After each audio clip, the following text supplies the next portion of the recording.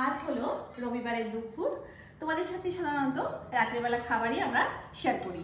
তো আজকে যেহেতু সবাই আছি আর বেশ বেলা হয়ে গেছে, এখন বাজে 3:30, তো ভাবলাম আজকে দুপুরের খাবারটাই তোমাদের সাথে শেয়ার ভাবছি।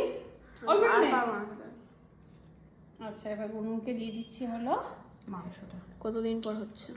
অনেকদিন পর, সত্যি তাই। আমাদের না মাটন হয়ই না সেইভাবে, তাই না? রসুন দেবো না? ওটা রসুন না। আর কি কোনটা নেবে বলো? ওটা চর্বি দাও। চর্বি ও আচ্ছা, চলো চলো, ব্যাস। আর নেবি না? আবার একটু পরে বলি দাও, এখন বলছিস নেবো না। আরেকটা নিয়ে নে।